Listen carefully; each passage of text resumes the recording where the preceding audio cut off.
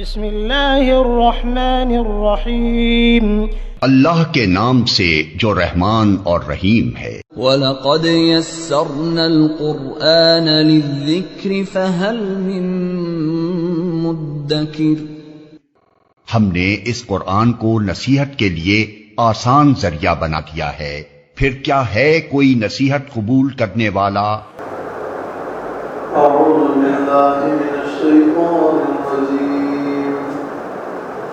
بسم اللہ الرحمن الرحیم، ان تدعوهم لا يسمعوا دعاءكم ولو سمعوا ما استجابوا لكم ويوم القيامة يكفرون بشرككم ولا ينبئك مثل خبير۔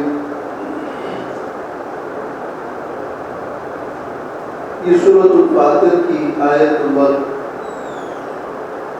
14 ہے۔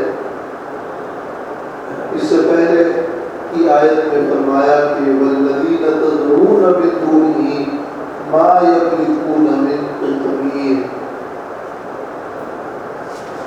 وہ لوگ جن کو تم اللہ کے علاوہ پکارتے ہو وہ ایک گٹھلی کے چھلکے کی بقدر بھی اختیار نہیں رکھتے۔ تو اب اس آیت میں اسی مضمون کو آگے بڑھایا اور شرک فی الدعاء کی تردید بیان ہو رہی ہے۔ ان تدعوهم لا يسمعوا دعاءكم، اگر تم ان معبودوں کو پکارو گے تو وہ تمہاری پکار کو نہیں سنتے۔ وَلَوْ سَمِعُوا مَا اسْتَجَابُوا لَكُمْ، اور اگر وہ سن بھی لے تو وہ تمہاری حاجت پوری نہیں کر سکتے۔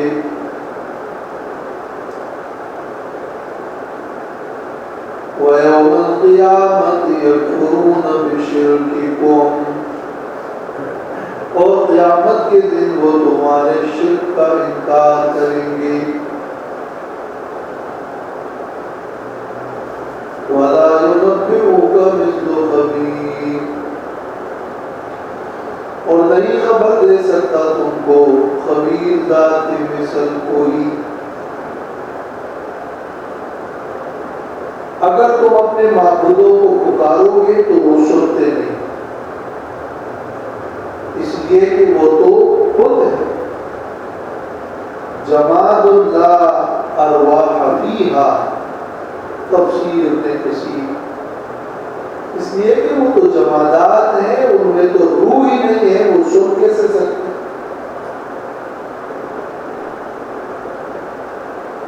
اور اگر یہ معبودان باطلہ بتوں کے علاوہ ذوی العقول مراد ہوں، ملائکہ، حضرت عیسیٰ علیہ السلام، حضرت عزیر،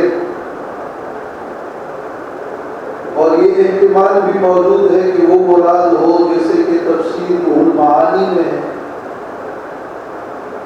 تو اگر تم انہیں پکارو گے تو تمہاری یہ شرکی پکار وہ نہیں سنتے۔ تم اگر اپنے معبودان کو اپنی حاجت روائی کے لیے آواز دیتے ہو تو قرآن مجید کی یہ آیت صریح ہے کہ لا يسمعوا دعاءکم وَلَوْ سَمِعُوا، اور اگر وہ سن بھی لیں، فرض کرے ان بتوں کو روح مل جائے اور وہ سن بھی، یا اگر وہ ذوی العقول ہے اور وہ اس پکار کو سن بھی لیں، بالفرض سن بھی لیں، یعنی سنتے تو نہیں ہے لیکن اگر سن لیں تو مَسْتَجَابُوا لَكُمْ، وہ تمہاری دعا و پکار سن کر تمہاری حاجت پوری نہیں کر سکتے۔ لا يقدرون على ما تطلبون منها، تفسیر ابن کثیر. تم ان سے جو مطالبہ کرتے ہو وہ اس کے پورے کرنے کا اختیار ہی نہیں رکھتے. اب اگلا جملہ ہے کہ قیامت کے دن وہ تمہارے شرک کا انکار کریں گے. اور شرک کا انکار بت کیسے انکار کریں گے؟ ظاہر آیت سے تو یہی نظر آ رہا ہے نا کہ وہ تمہارے شرک کا انکار کریں گے. فرشتے انکار کریں گے. پیغمبر اگر ان کی بندگی کی گئی ہے تو وہ انکار کریں گے. وہ اولیاء انکار کریں گے. سورۃ الاحقاف میں جیسے وَكَانُوا بِعِبَادَتِهِمْ كَافِرِينَ. اور ابھی سورۃ السبا میں آیت نمبر 40 اور 41 میں یہ مضمون گزرا ہے کہ فرشتے انکار کریں گے. تو وَيَوْمَ الْقِيَامَةِ يَكْفُرُونَ بِشِرْكِكُمْ. ہمیں تو نہیں معلوم تم ہماری بندگی کرتے تھے, ہم نے کوئی حکم نہیں دیا. وَلَا يُنَبِّئُكَ مِثْلُ خَبِيرٍ. یہ ایک عربی محاورہ ہے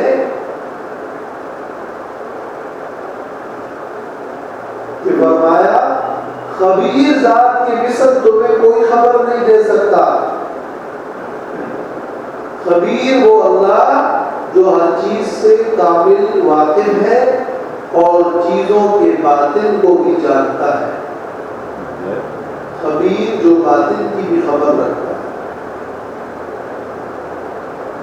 تو جب اللہ نے تمہیں یہ کہہ دیا کہ تمہارے معبودان سنتے نہیں ہیں, سن بھی لے حاجت پوری نہیں کر سکتے, تو اب اس طرح کی پکی خبر تمہیں کوئی نہیں بتا سکتا. اس لیے کہ وہ سب جانتا ہے اور چیزوں کے انجام کار سے باخبر. یا ایھا الناس انتم الفقراء الی اللہ واللہ هو الغنی الحمید. اے لوگوں تم محتاج ہو اللہ کے اور اللہ تو غنی اور بے حاجت ہی ہے اور وہ تعریفوں والا ہے. اے لوگوں تم فقراء ہو. فقراء فقیر کی جمع. انتم معرفہ, الفقراء معرفہ. مبتدا اور خبر جب دونوں معرفہ ہو تو اس سے معنی کیا پیدا ہوتا ہے؟ تاکید والا اور حصر والا. انتم الفقراء, تم ہی محتاج ہو, تم ہی محتاج ہو اور تم پوری طرح محتاج ہو. اس جملے میں دو معنی.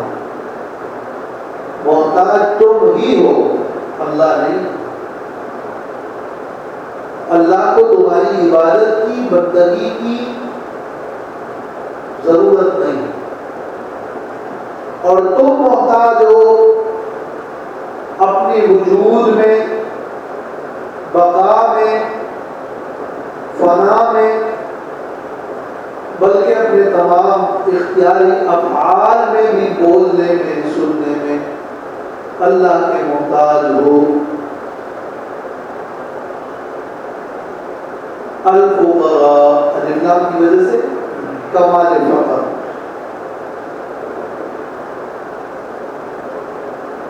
مطلب کیا ہوا؟ بیان کیا کرنا چاہتے ہیں؟ بیان یہ کہ جب تم سب فقراء ہو, اللہ کے محتاج ہو, تو ایک محتاج دوسرے محتاج سے کیوں مانگے؟ پھر تو اس اللہ سے مانگو جو کسی کا محتاج نہیں. تمہارے یہ جتنے معبود ہیں اور جن کو تم پکارتے ہو یہ سب محتاج ہیں, تم سب محتاج ہو. یہ انبیاء بھی محتاج ہیں, یہ اولیاء بھی محتاج ہیں.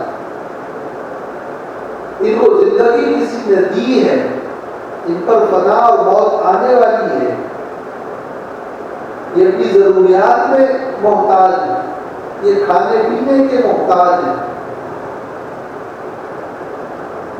تو مقصد اس سے یہ کہ تم پکارتے ہو اپنے معبودان باطلہ کو، اسی مضمون کے ساتھ متصل تم فقراء ہو. دوسرا لفظ یہ ہے کہ اس آیت میں اللہ تبارک و تعالی کا تعارف ہے اور اللہ اور بندے کے درمیان کی نسبت بیان ہو رہی. یا ایھا الناس انتم الفقراء الی اللہ، اے لوگو تم فقیر ہو اللہ کے، تم محتاج ہو اللہ کے، اور اللہ کسی کا محتاج نہیں. تو تمہارا اور اللہ کے درمیان جو تعلق ہے وہ یہ ہے کہ تم تو فقراء ہو واللہ هو الغنی الحمید، اور اللہ غنی، تم فقراء ہو اللہ غنی. یہ نسبت وہ منطق میں کہتے ہیں کہ اللہ اور بندے کے درمیان کیا نسبت. تو اللہ قدیم ہے اور مخلوق حادث. یا قرآن نے بیان کیا کہ اللہ غنی ہے اور مخلوق فقراء، یہ نسبت. اللہ میں یا انتہا بیان کر رہا ہے کہ تم جس ضرورت کے جس کے واسطے سے بھی اگر تمہاری ضرورت پوری ہو رہی ہے تو وہ سب بھی جا کے انتہا کون ہے؟ اللہ، اور اللہ ہی کے محتاج. واللہ هو الغنی، واللہ هو الغنی کے بیچ میں وہ اس کو ضمیر فصل ہے. یہ اس لیے لایا گیا ہے کہ اللہ ہی غنی ہے، کوئی اور غنی نہیں ہے. تو کامل غنی کہ جو کسی کا محتاج نہ ہو، ایسا کوئی نہیں سوا اللہ. اس کو تمہاری عبادت اور تمہارے وجود کی کوئی ضرورت نہیں ہے، کہ تمہاری ضرورت ہے کہ تم بندگی اور عبادت کرو. الحمید، مخلوق میں تو جو بے حاجت ہو جاتا ہے تو پھر لوگ اس کو برا بناتے ہیں، لیکن اللہ ایسا غنی ہے کہ لوگ اس اللہ کی تعریف کرتے ہیں اس لیے کہ وہ لوگوں کو نفع پہنچاتا ہے. اور الحمید، حمید کا مطلب محمود، اس اللہ کی تعریفیں کی جاتی ہے، حمد والا ہے. کوئی اس کی تعریف کرے یا نہ کرے وہ حمدوں میں بھی کسی کا محتاج نہیں. الحمید، یہ وہ سورت کا مضمون ہے. إِن يَشَأْ يُذْهِبْكُمْ وَيَأْتِ بِخَلْقٍ جَدِيدٍ، اگر وہ اللہ چاہے تو تم کو ختم کر دے اور ایک نئی خلقت مخلوق کو پیدا کرے، ایک نئی خلقت لے آئے. یہ اللہ تعالیٰ نے الغنیوں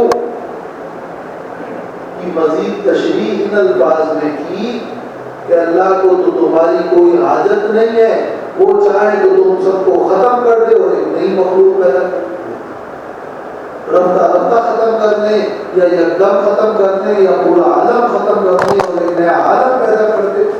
یہ اللہ کے لیے کوئی مشکل نہیں. وَمَا ذَلِكَ عَلَى اللَّهِ بِعَزِيزٍ، اور نہیں ہے یہ اللہ پر دشوار، نہیں ہے یہ اللہ کے لیے مشکل. وَمَا ذَلِكَ، یعنی وَمَا ذَلِكَ میں جو اشارہ ہے یہ اس ختم ہونے اور دوسری مخلوق کے پیدا کرنے کی طرف ہے. الانشاء والافناء، تفسیر مدارک، یہ پیدا کرنا اور نئی مخلوق کو لے آنا اور تمہیں ختم کر دینا، یہ اللہ پر مشکل نہیں. عزیز مانا صعب اور ممتنع اور مشکل اور دشوار نہیں. تو اس جملے کے اندر ان اشعاری کے حکم میں اللہ تعالیٰ کے اس غنا کے کمال کو بیان کیا جاتا ہے. دوم اس جملے کے اندر مخلوق کے لیے ایک تخویف بھی کہ تم سب اللہ کے محتاج ہو، اگر پھر بھی تم شرک کرو گے تو اللہ تمہیں ختم کر دے گا اور ایک نئی مخلوق پیدا کرے گا. یہ اللہ کے لیے مشکل نہیں. تو یہ ایک غضب کا اظہار ہے.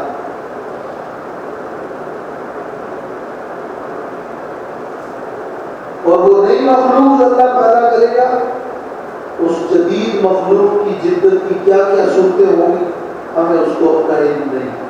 اس کے علم پر ہم احاطہ نہیں کر سکتے اور بلکہ وہ ہم گمان میں بھی نہیں جا سکتے. اللہ کے پاس تو کسی چیز کی کمی نہیں.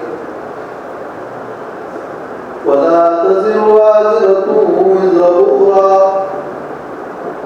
وَإِن تَدْعُ مُثْقَلَةٌ إِلَىٰ حِمْلِهَا لَا يُحْمَلْ مِنْهُ شَيْءٌ وَلَوْ كَانَ ذَا قُرْبَىٰ. اس آیت میں کیا بیان ہو رہا ہے؟ اس میں تخویف بیان ہو رہا ہے. اس میں ڈرایا جا رہا ہے کہ اس کام خیالی میں مت رہو کہ کوئی تمہارے کام آئے گا اور کوئی تمہارا بوجھ اٹھا لے گا، بلکہ اگر تم نے اس دنیا میں برے اعمال کیے ہیں، برا عقیدہ رکھا ہے، تو اس کی ذمہ داری کا بوجھ تمہارے اوپر ہے. کوئی دوسرا اس بوجھ کو اٹھانے والا نہیں. وَلَا تَزِرُ وَازِرَةٌ اور نہیں اٹھائے گا کوئی اٹھانے والا وزر اخرى بوجھ کسی اور کا نہیں اٹھائے گا. کوئی اٹھانے والا بوجھ کسی اور کا. اب اس آیت کا ماقبل مضمون سے بھی تعلق ہے. پہلے فرمایا تم سب اللہ کے محتاج ہو، غیر اللہ کو پکار کر وہ تمہاری حاجت روائی اس دنیا کے اندر نہیں کر سکتے. اور اب فرمایا کہ صرف اس دنیا کے اندر ہی نہیں بلکہ آخرت میں بھی وہ تمہارا بوجھ نہیں اٹھا سکتے. جس طرح دنیا میں حاجت روائی کوئی نہیں کر سکتا، آخرت میں بھی تمہارا بوجھ کوئی نہیں اٹھائے گا. یہ رب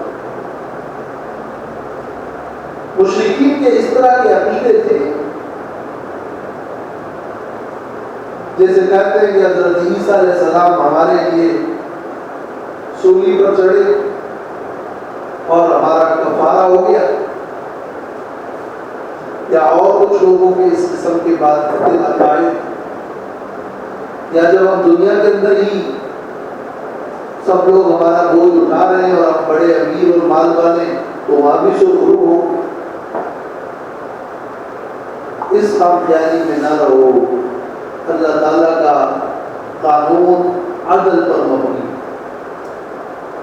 کوئی تمہارے بوجھ کو نہیں اٹھائے گا. بلکہ یوم یفر المرء من اخیہ وامہ وابیہ وصاحبتہ وبنیہ، اس دن تو ہر شخص اپنے بھائی سے بھاگے، اپنی ماں سے بھاگے، اپنے باپ سے بھاگے، ہر کوئی اپنے شغل میں ہو. وَإِن تَدْعُ مُثْقَلَةٌ إِلَىٰ حِمْلِهَا لَا يُحْمَلْ مِنْهُ شَيْءٌ وَلَوْ كَانَ ذَا قُرْبَىٰ. اور اگر پکارے کوئی بوجھ سے لدا ہوا، إِلَىٰ حِمْلِهَا اپنے بوجھ کے لیے کسی کو پکارے کہ آؤ میرا یہ بوجھ اٹھا دو، کم کر دو. لا يحمل منه شيء نہیں اٹھایا جائے گا اس سے کچھ بھی.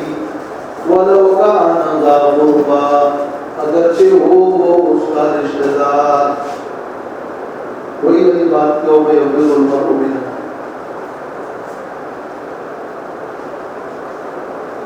کوئی بوجھ والا مثقلہ نفس مثقلہ، نفس مثقلہ، یہ مثقلہ مؤنث کو بلکہ لا تزر وازرۃ ہے، وازرۃ نفس وازرہ، نفس کا لفظ جو ہے یہ مذکر مؤنث دونوں استعمال ہوتے ہیں، مؤنث سماعی۔ مثقلۃ کوئی بوجھ والا، بوجھ سے لدا ہوا،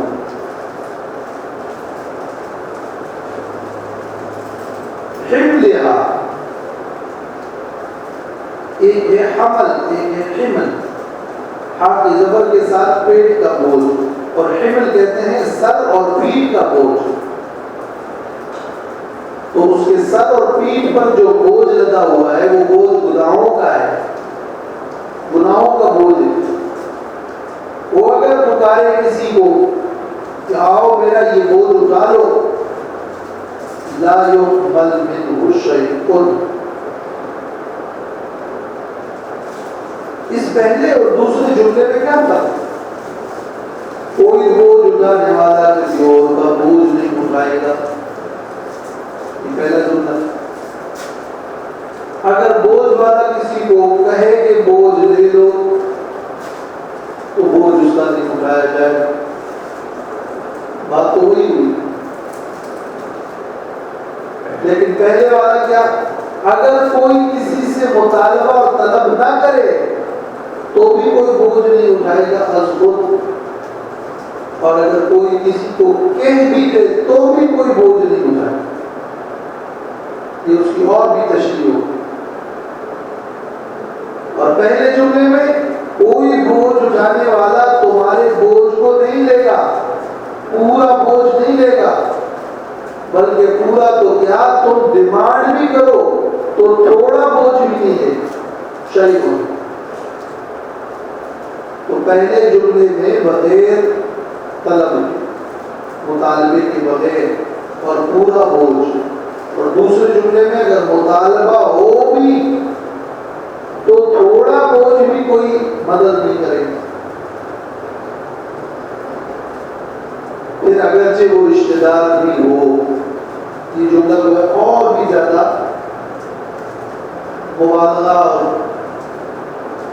مزید تاکید ہو۔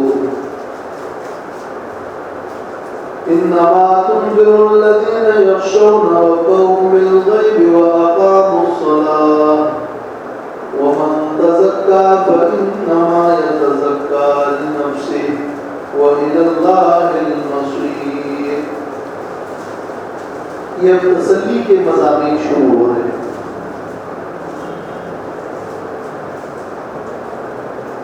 تسلی دی جا رہی ہے، تسلی نمبر 1 ہے، اتنے دلائل کے بعد بھی، سمجھانے کے بعد بھی، شرک سے باز رکھنے کا حکم دینے کے بعد بھی، ڈرانے کے بعد بھی،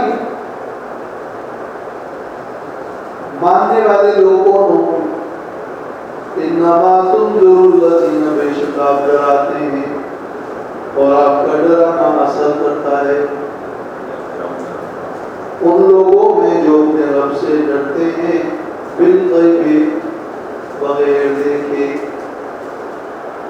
واقاموا الصلاۃ اور قائم کرتے ہیں نماز، جن میں انذار، جن میں خشیت ہو اور نماز قائم کرنا ہوگا، ان کو آپ کے ڈرانے کا فائدہ ہوگا، ورنہ جو خشیت نہیں رکھتے ان کو فائدہ نہیں ہوگا۔ فائدہ حاصل کرنے کے لیے خشیت چاہیے۔ خشیت کیا ہے؟ ڈرنا ہے، خوف ہے، دبنا ہے، جھکنا ہے، اور اس کا اظہار ہوتا ہے نماز میں۔ اس لیے وہ اقاموا الصلاۃ، اقاموا الصلاۃ یہ اس خشیت کے ظہور کا ایک مظہر ہے، اس کو بطور خاص اس لیے مانیں گے وہی جو جھکیں گے، جو ڈریں گے، جن کو خوف ہوگا، جو اللہ سے ڈرتے نہیں ہیں، اکڑتے ہیں، کہتے ہیں کچھ نہیں ہو سکتا، جو چلنے کے لیے پیچھے تیار نہیں، جو جھکتے نہیں، تابعداری نہیں کرتے، وہ نصیحت نہیں ہے۔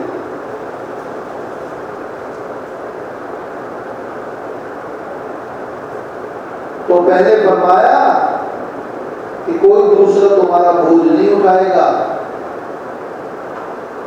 اور اس بوجھ سے بچنے کے لیے انذار، اس بوجھ سے بچنے کے لیے انذار، اور انذار کا اثر ہوگا کن میں؟ جن میں خشیت اور نماز قائم کرنا۔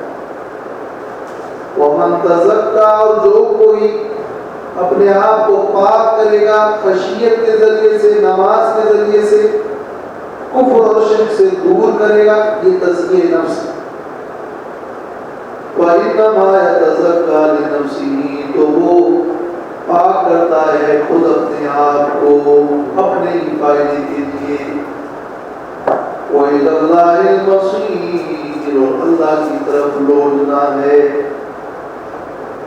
جہاں اللہ پھر اس تزکیہ اور اصلاح کا بدلہ اور جزا عطا فرمائے گا۔ وَإِلَى اللَّهِ الْمَصِيرُ، تو خیر کرے گا تو خیر ملے گا، شر کرے گا تو شر ملے گا، اچھائی کا بدلہ اچھا ہو۔ وَمَا يَسْتَوِي الْأَعْمَى وَالْبَصِيرُ وَلَا الظُّلُمَاتُ وَلَا النُّورُ وَلَا الظِّلُّ وَلَا الْحَرُورُ، اور نہیں ہے برابر اندھا اور بینا،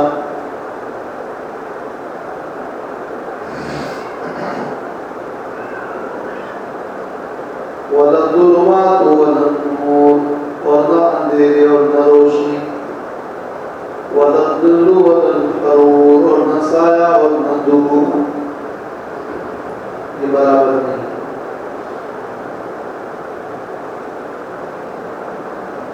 ڈرانے کا اثر لینے والے وہ لوگ ہوں گے جن میں خشیت ہو، دوسرے اثر نہیں لیں گے۔ کیوں نہیں لیں گے؟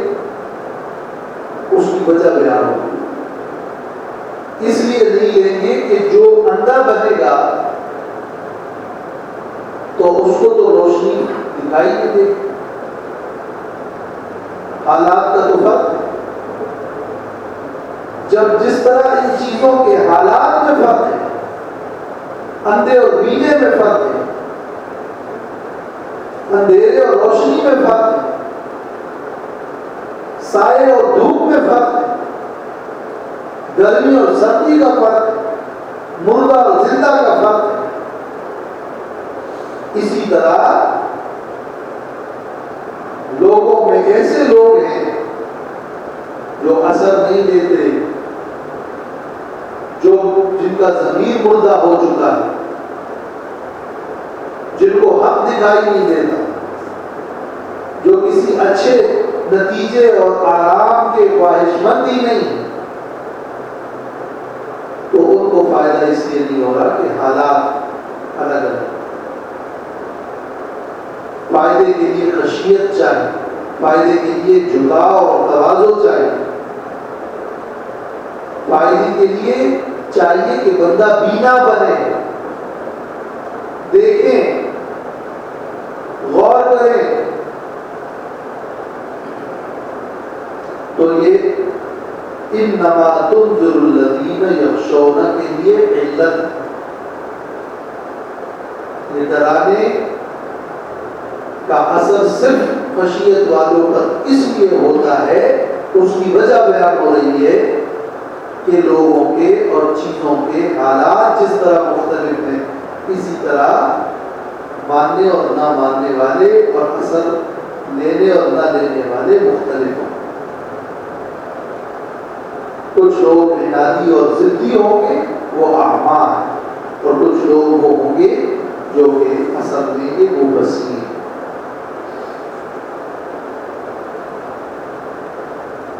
یہاں یہ پہلی مثال دی گئی ہے اعمیٰ بصیر، یہ دونوں برابر نہیں، ما یستوی۔ دوسری مثال دی گئی ہے ظلمات اور نور، اور تیسری مثال دی گئی ہے ظل اور حرور۔ تین چیزیں ہوتی ہیں، ایک ہوتا ہے کوئی مدعا، دو ہوتا ہے اس مدعا کی دلیل، سو ہوتا ہے اس مدعا کا نتیجہ۔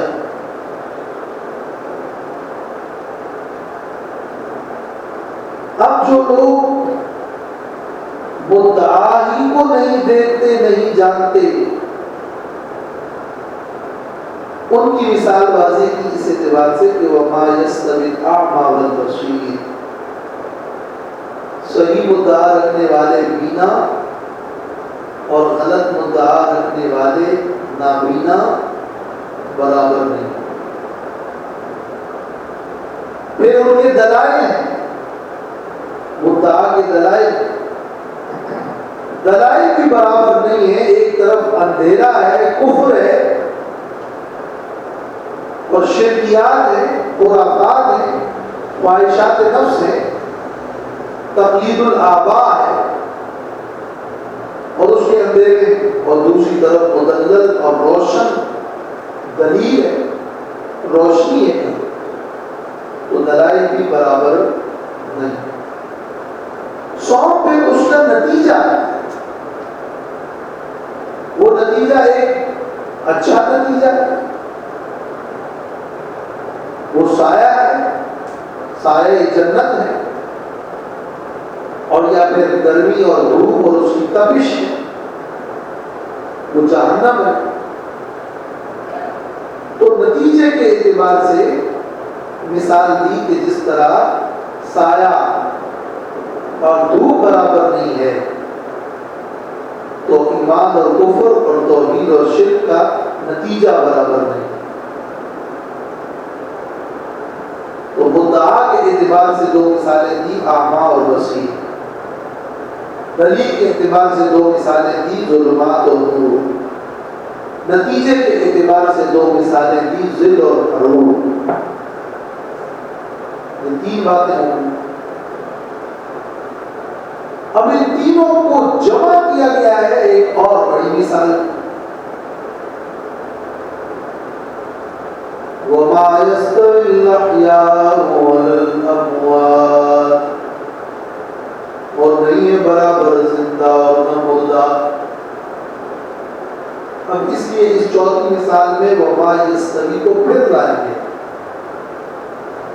یعنی وَمَا يَسْتَوِي الْأَعْمَى وَالْبَصِيرُ، پھر وَمَا يَسْتَوِي وَلَا الظُّلُمَاتُ وَلَا النُّورُ وَلَا الظِّلُّ وَلَا الْحَرُورُ۔ ما يَسْتَوِي ایک دفعہ تین مثالیں ہیں۔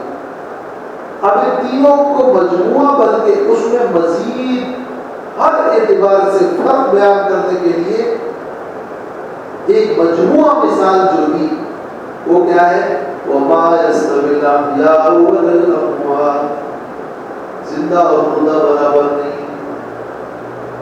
یہ بالکل گویا کہ ایک انتہائی اور جامع مثال ہے۔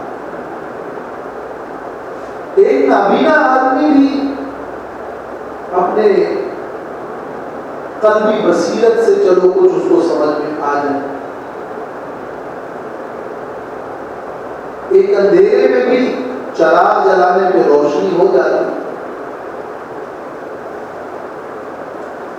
اور گرمی کے اندر بھی سردی کا سامان کرنے پر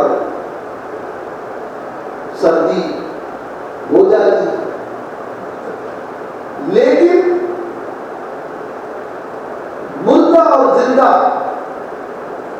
ان دونوں میں ہر اعتبار سے گویا کہ حواس مکمل ختم ہو مردہ کے اندر۔ ایک مردہ اس دنیا کی حیات دنیاوی سے پھر زندہ نہیں ہو سکتا۔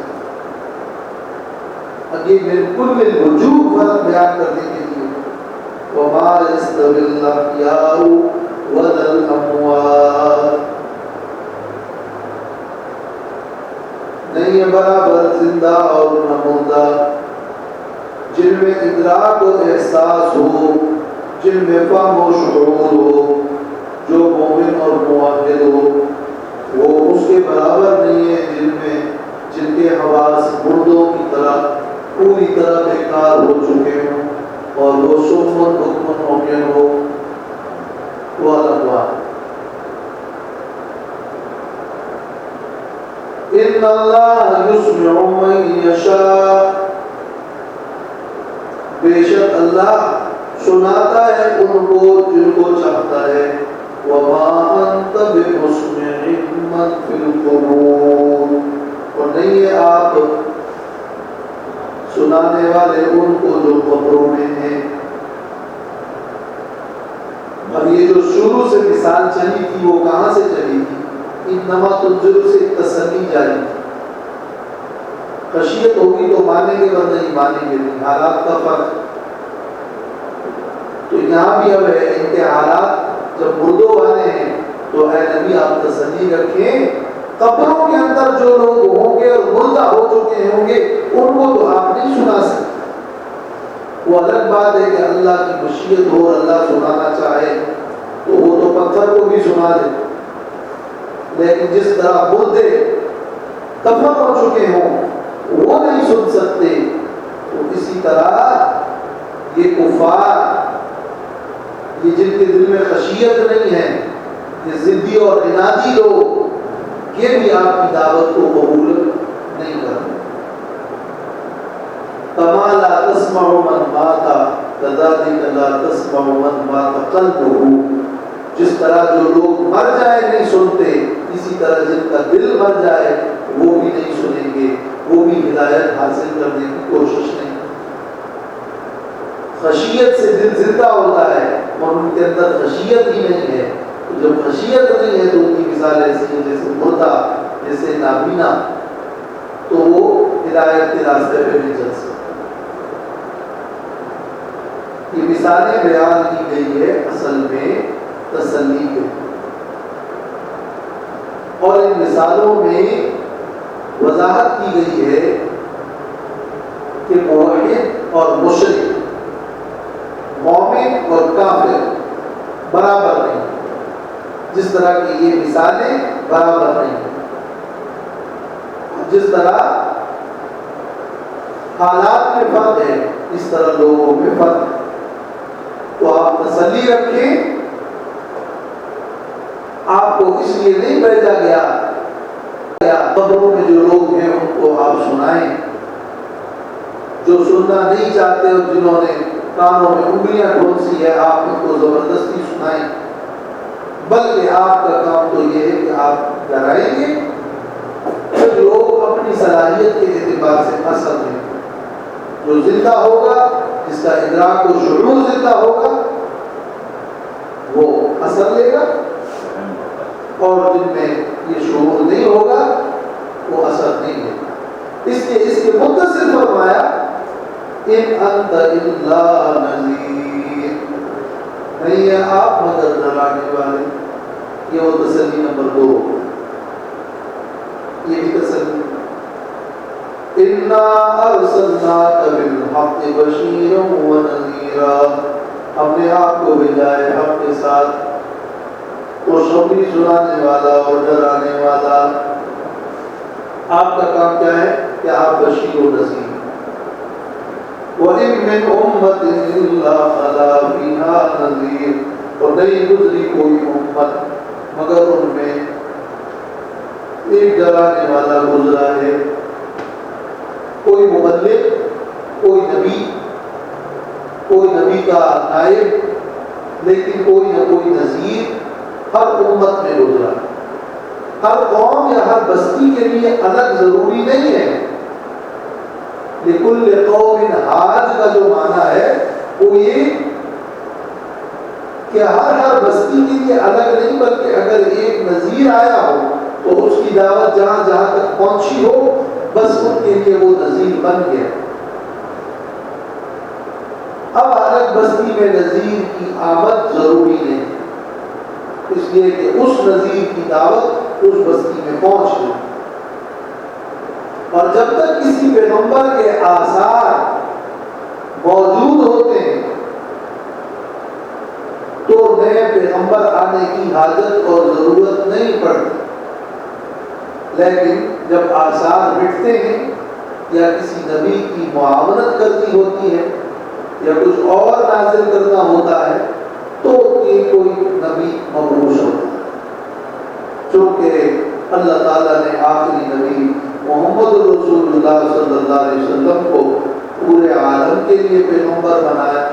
آپ کی دعوت اور اس کی حقانیت مدلل اور مبرہن الی یوم القیامہ موجود ہے تو کسی نئے نبی کے آنے کی حاجت اور ضرورت نہیں. اور یہ وہ مضمون جو ختم نبوت کا ہے وہ ہم سورۃ الاحزاب میں اس پر تفصیلی بیان دے چکے ہیں. اور یہ مضمون قرآن مجید میں مختلف آیات میں ہے کہ اللہ تعالیٰ نے مختلف اقوام اور ہر قوم اور لوگوں کے لیے اور امت کے لیے ہدایت کا انتظام فرمایا ہے.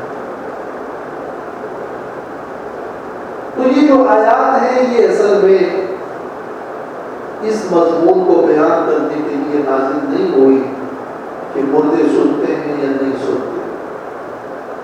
یہ آیات تو نازل ہوئی ہے اس لیے کہ مثال ہے اور تمہیں یہ بات سمجھ میں آ جائے کہ زمین کو بیدار رکھنا ہے, کفر و شرک سے بچنا ہے. باقی مردے سنتے ہیں یا نہیں سنتے یہ اس آیت کا یہ اس کے لیے یہ آیت نص نہیں, اگرچہ اس سے اشارتاً ثابت ہوتا ہے. اور ہم نے اس موضوع پر سورۃ الروم میں تفصیلی بیان اور دلائل اس موضوع سے متعلق بیان کر دیے. وَإِن يُكَذِّبُوكَ فَقَدْ كَذَّبَ الَّذِينَ مِن قَبْلِهِمْ, اور اگر وہ آپ کو جھٹلاتے ہیں تو آپ صبر کریں. وَاصْبِرْ فَلَا تَحْزَنْ, یہ سب میں جزا مراد اس لیے کہ فَقَدْ كَذَّبَ الَّذِينَ مِن قَبْلِهِمْ, جھٹلایا ان لوگوں نے جو ان سے پہلے گزر چکے ہیں. جاءتهم رسلهم بالبينات, ان کے پاس بھی آئے تھے رسول واضح دلائل لے کر. وبالزبر, اور سب صحیفوں کے ساتھ. وبالکتاب المنیر, اور روشن کتاب کے ساتھ. بینات عقلی دلائل اور معجزات. الزبر صحیفے چھوٹے یا مواعظ کی کتابیں. الکتاب المنیر احکام والی کتابیں اور بڑی بڑی کتابیں, تورات, انجیل وغیرہ. ثم اخذت الذین کفروا فکیف کان نکیر, پھر میں نے عذاب میں پکڑا ان کو جنہوں نے کفر کیا تو کیسا ہوا عذاب میرا. نکیر یعنی عقوبتی اور عذابی.